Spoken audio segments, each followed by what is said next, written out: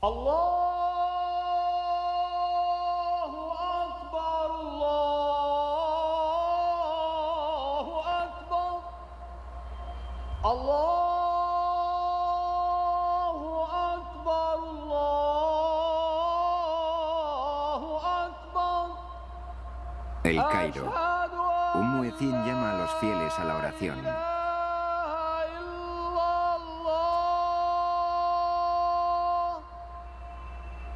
Es la misma llamada que se produce 5 veces al día, todos los días en ciudades de todo el mundo.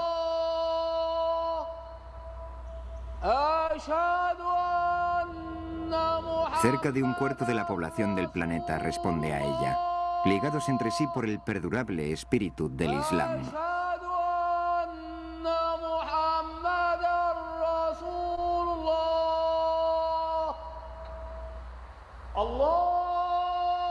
Alá es grande, proclama el muecín.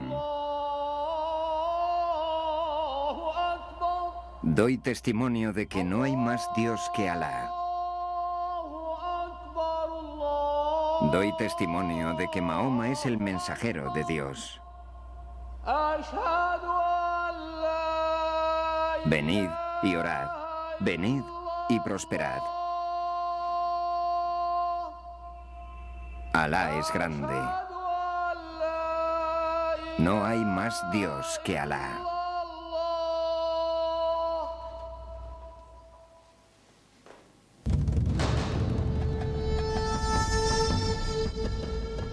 En el desarrollo de la historia, la civilización islámica ha sido uno de los más grandes logros de la humanidad. Un poder mundial que se funda simplemente en la fe. Una revolución espiritual que daría forma a las naciones de 3 continentes y pondría en marcha un imperio.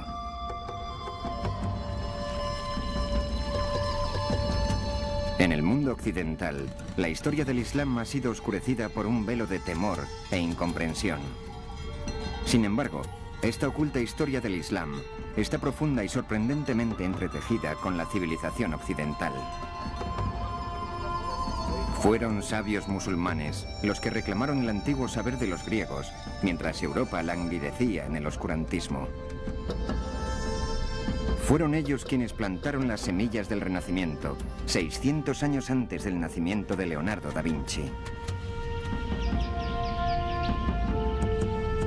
Desde la manera de cuidar a los enfermos, hasta los números que utilizamos para contar, las culturas de todo el globo han sido influidas por la civilización islámica.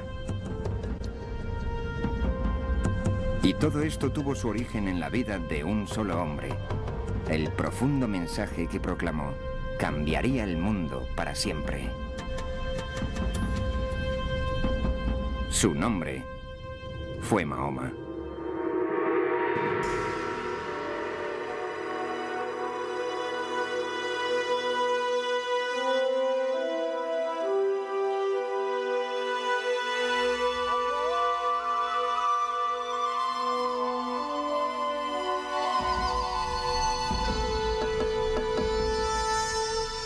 Islam, Imperio de Fe, Episodio 1.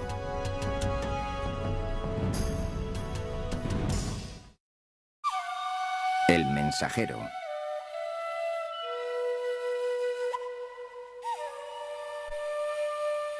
Para los musulmanes, la vida de Mahoma es una historia venerada. En sus misterios, tanto como en sus certezas, hay creencias consideradas sagradas.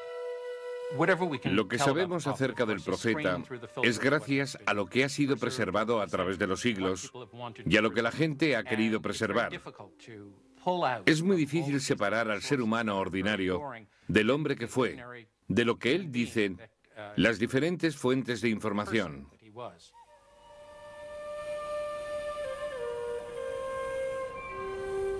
Sabemos que Mahoma nació alrededor del año 570 después de Cristo, en la calcinada península de Arabia.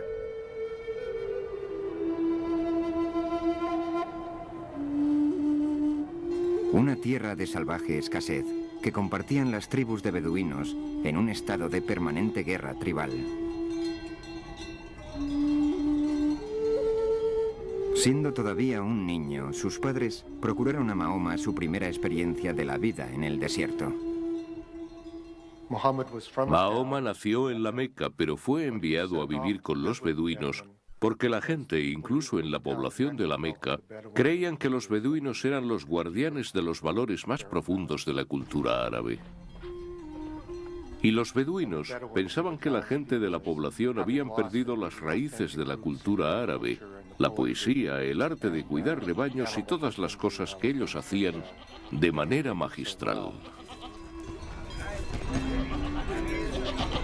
Cuando Mahoma tenía 6 años, murieron sus padres, y él quedó bajo la tutela de su tío, el jefe de su clan.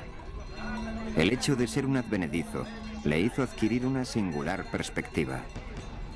El quedarse huérfano tan pronto le hizo desarrollar un apasionado sentido de preocupación por aquellos que se ven socialmente marginados. Ser huérfano en una sociedad tribal donde el clan y las relaciones familiares son la clave de todo, éxito, posición, honor, dignidad, es experimentar lo que realmente se siente al ser marginado. Eso evidentemente le causó una gran impresión en su juventud.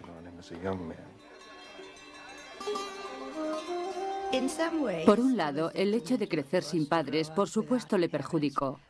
Pero por otro lado, él era muy adaptable. Tenía muchos padres, tenía muchas madres, así que eso le hizo el hijo de todos.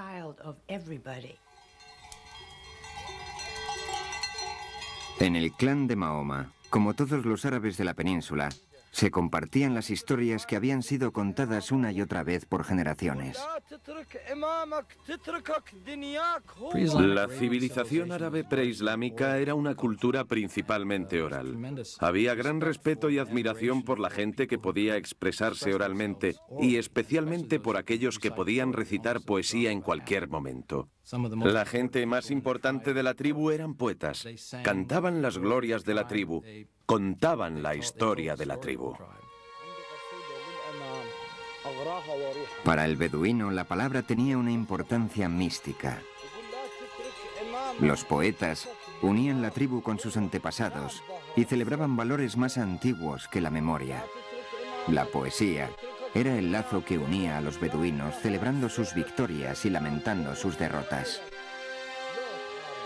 Los poemas en sí mismos, como los poemas de Homero, celebraban la ética heroica y al mismo tiempo daban a entender de la manera más profunda la tragedia que esas guerras, esa ética de guerra tribal constante, suponía para la gente.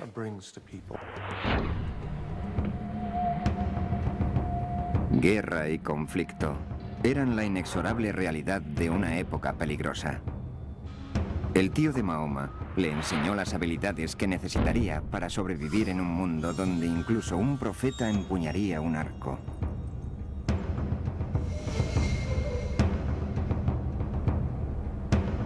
En un yermo castigado por los elementos y carente de agua, la rivalidad ocasionada por un pozo podía provocar un feudo de sangre durante generaciones.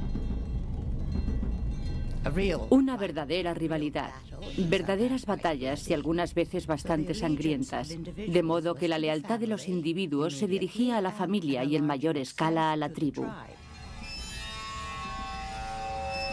Sin la protección de la tribu, nadie podía salir adelante.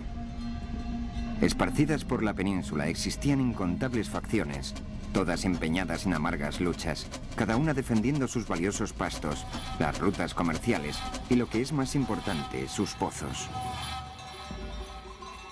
Hay que comprender que en su mayor parte el terreno es muy seco, así que el agua es algo que todo el mundo considera invaluable.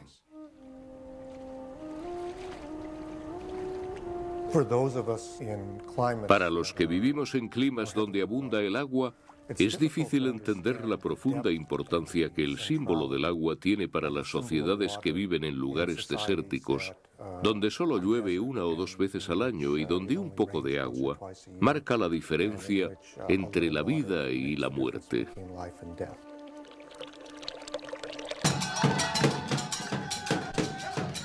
Cada clan tenía sus propios dioses y tótems por separado. Agua y viento, fuego y noche.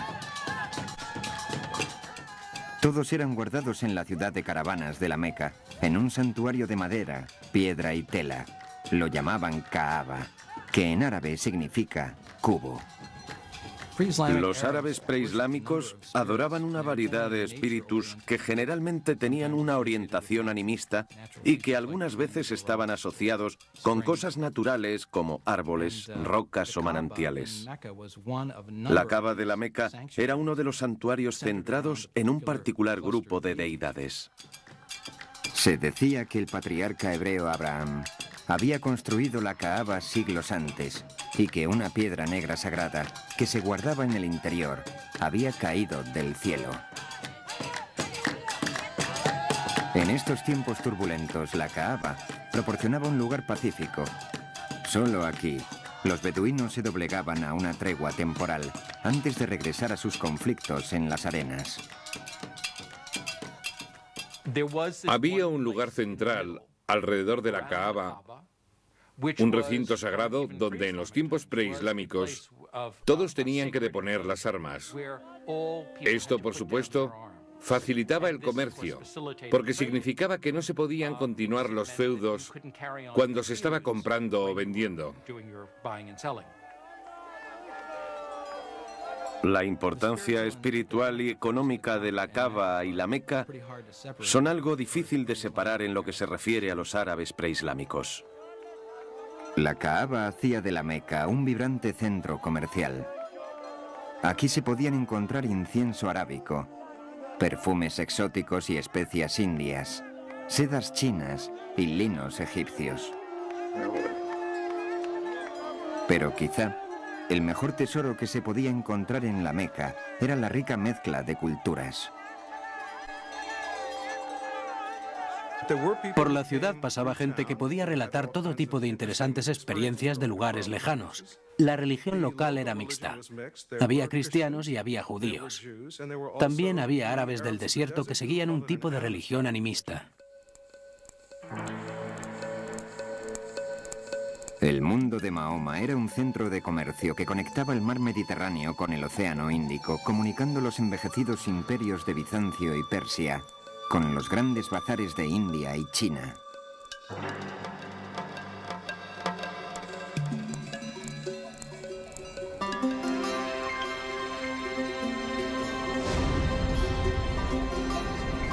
Mahoma se hizo comerciante. De hecho, tenía una gran habilidad para el comercio. A la edad de 25 años, mientras que conducía una caravana dirección norte hacia Siria, su talento llamó la atención de la dueña del cargo, una viuda rica llamada Khadija. Estaba tan impresionada con Mahoma que le propuso matrimonio. Khadija. Bueno, pienso que fue su mentora, además de su mujer. Una mujer muy fuerte, con su propio negocio y a la que Mahoma ayudaba. Formaban un gran equipo y estoy segura de que él aprendió mucho de ella. Él tenía muchos contactos entre los mercaderes que venían de diferentes partes del mundo y que pasaban a través de la península arábiga. Creo que era un hombre muy inteligente y de mente muy abierta. Era capaz de comunicarse con una gran variedad de gente. Debió ser un hombre con mucho carisma. Mahoma tenía don de gentes y se le daba bien resolver disputas.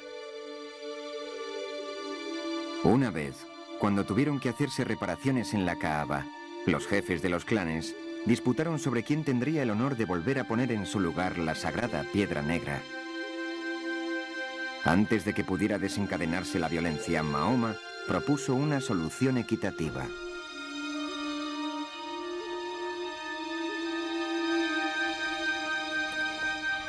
Unidos en el esfuerzo, los 4 líderes compartieron el peso y el honor.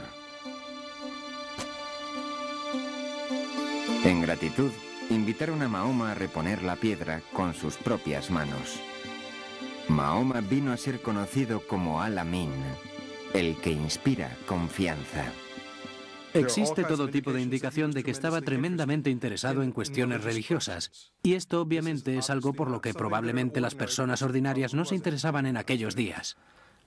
Hablaba con los sabios árabes. Hablaba con sabios judíos y cristianos que vivían en el área. Solía subir a las colinas rocosas de las cercanías de la Meca para meditar y pensar acerca de cosas. En algún punto tuvo esa extraordinaria visión de la que se habla de manera tan alusiva y evocativa.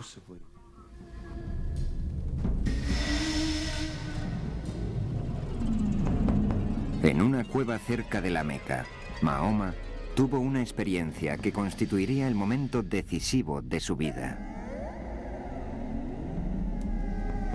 Se dice que un ángel se le apareció con forma de hombre, dándole instrucciones para hablar en el nombre del Dios omnipotente.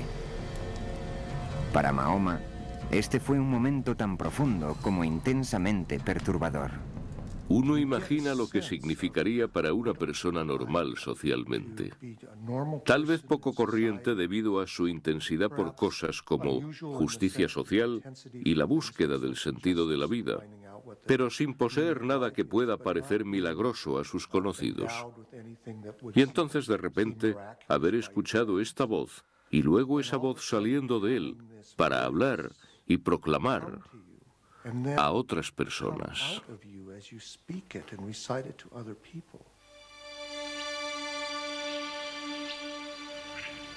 Este es el comienzo de la carrera profética de Mahoma.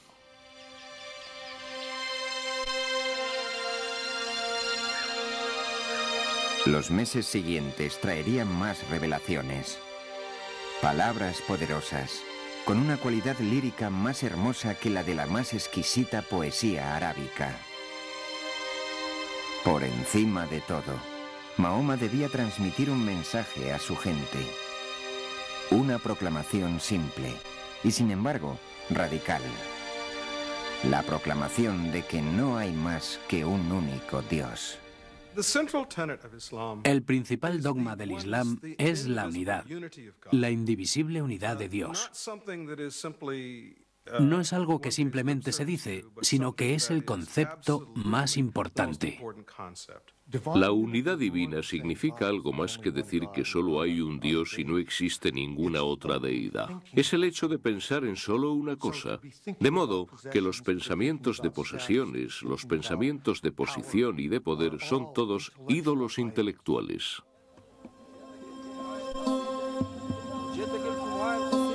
Las implicaciones de esto resultaron asombrosas. Un solo Dios significaba un solo pueblo. No más divisiones tribales. Para el pobre y el indefenso, la perspectiva era algo revolucionario. Yo pienso que una de las cosas más importantes de su doctrina, y de la que no se habla a menudo, es el poderoso mensaje de justicia social que impartió. En aquel tiempo en la Meca había una separación creciente entre los que tenían y los que no. Él insistió en erradicar esto, insistió en la idea de compartir la riqueza, y fue este mensaje de justicia social lo que creo que hizo que fuera escuchado por muchos. Junto con el Islam apareció un nuevo orden, una nueva forma de vida. Y era una hermosa forma de vida en la que todos eran iguales, negros, blancos, hombres, mujeres y niños. De modo que tenía ese tipo de atractivo universal que creo que posibilitó la rápida expansión del Islam. Hubo muchos que se sintieron movidos por el mensaje de Mahoma cuando éste empezó a hablar en la comunidad. Tenía la agilidad y la profundidad simbólica de los grandes poemas preislámicos que habían sido creados por este pueblo y que habían dado a la gente en Arabia un oído tan extraordinario para la expresión verbal y donde la expresión verbal era la principal fuerza cultural. Algunos lo llamaron poeta. Hay un sura coránico que básicamente dice que Mahoma no es un poeta. Los poetas hablan impulsados por el deseo, y esta no es la voz del deseo, es la voz de Dios. Los seguidores de Mahoma empezaron a aumentar. Se llamaban a sí mismos musulmanes, o aquellos que se rinden a Dios. Decidieron preservar el mensaje que Mahoma les había transmitido. Este fue el comienzo del Corán. El Corán fue revelado oralmente, pero muy pronto la gente llegó a comprender que había de ser escrito para asegurarse de que no se corrompiera y de que se mantuviera el mensaje original. Empezaron a hacerse copias a partir de una fecha muy temprana. No se sabe la fecha exacta, ya que los primeros manuscritos del Corán no han sobrevivido.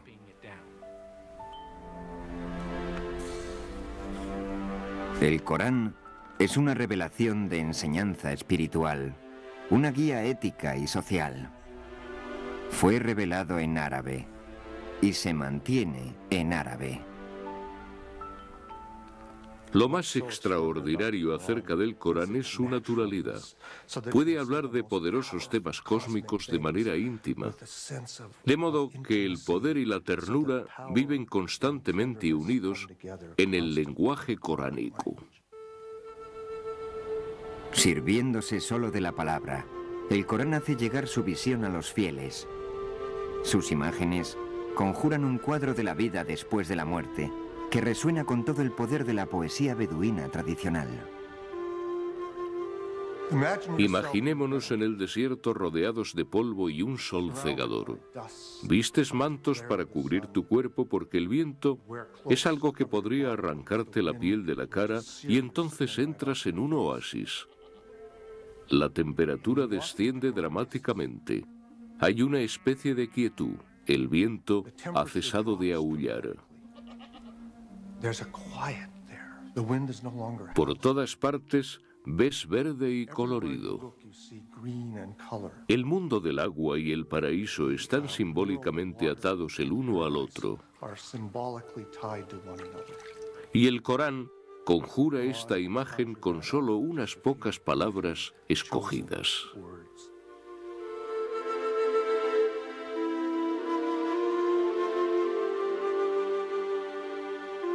Sin embargo, a pesar de todas las imágenes del paraíso, en el Corán no hay una descripción fácil de Dios. El misterio todavía subsiste. Es muy difícil hablar de Dios sin tratar de darlo forma. Generalmente se tiene una visión antropomórfica de Dios. Lo convertimos en una proyección de nosotros mismos. Esa es la razón por la que los musulmanes no son dados tradicionalmente a la escultura. Creen que constituye un riesgo. El Corán evita este peligro constantemente cambiando los pronombres, de modo que en realidad uno no puede dar forma a Dios o percibir ninguna imagen física. En lugar de la imagen física de Dios o de Mahoma, es la belleza del mismo Corán lo que se celebra en el Islam. El Islam se desarrolló en un contexto que no favorecía las imágenes visuales.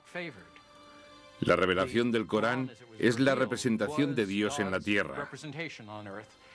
Los musulmanes sentían ya desde el principio que la única representación justa de la palabra de Dios era el mismo Corán y no ninguna imagen de Dios, porque no se podía representar a Dios.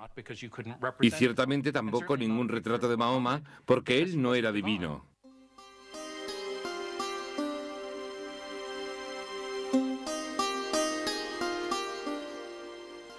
Algunas veces, en ciertos lugares, se hicieron representaciones del profeta Mahoma, pero estas no son imágenes religiosas, no son imágenes destinadas al culto, no son imágenes de Dios o de un santo, son imágenes de Mahoma como figura histórica. Se le honra poniéndole un fondo de azul muy brillante o una nube cerca, pero no se le distingue de ninguna otra manera de los otros caracteres de la historia. Se ha representado otras veces al profeta, pero siempre aparecía con una tela blanca sobre la cara para esconder sus facciones. Son diferentes facetas de una misma idea. Pero ninguna de estas representaciones tiene un carácter devocional. No se supone que uno tenga que mirarlas como a alguien a quien dirigir oraciones. Facilita el aprendizaje de la religión y el énfasis está en la historia. A medida que la comunidad de Mahoma crecía, también lo hacía la oposición. La gente, por supuesto, era escéptica y decía: mira, si eres un profeta, ¿dónde están tus milagros? Como los otros profetas del libro, Moisés hizo sus milagros, Jesús hizo sus milagros. ¿Dónde están los tuyos? La respuesta coránica a este reto es que el milagro es el mismo Corán. Pero este no era milagro suficiente para un pueblo que se definía a sí mismo por los dioses de sus ancestros y los tótems de su tribu. Sus dudas se incrementaban. La idea de una vida después de la muerte les horrorizaba. El Corán representa una gente que era realmente escéptica.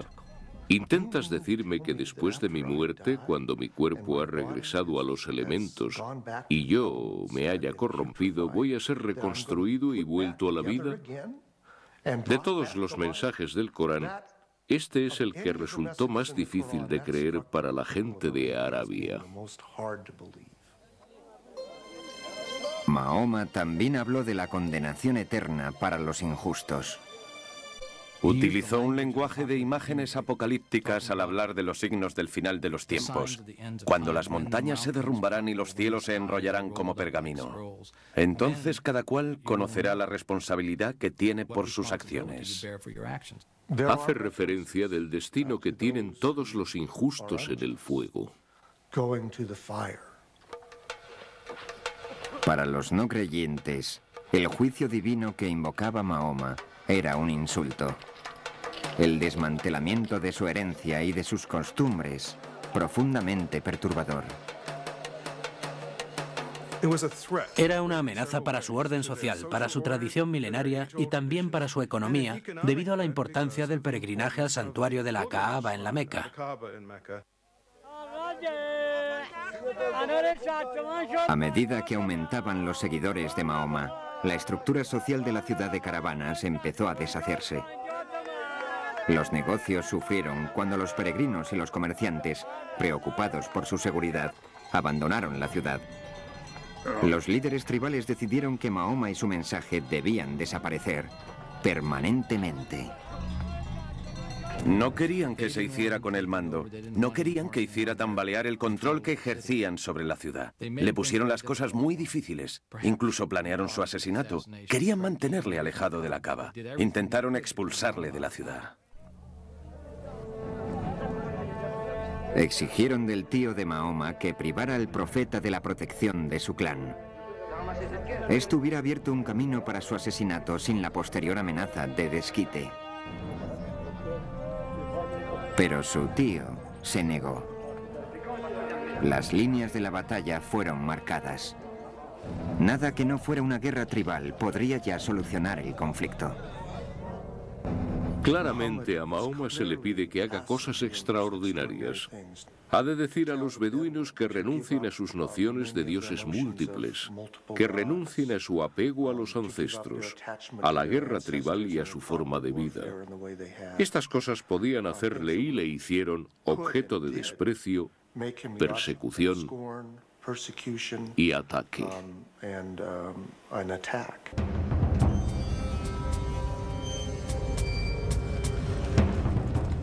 Los seguidores de Mahoma fueron forzados a abandonar el mercado, causando su ruina.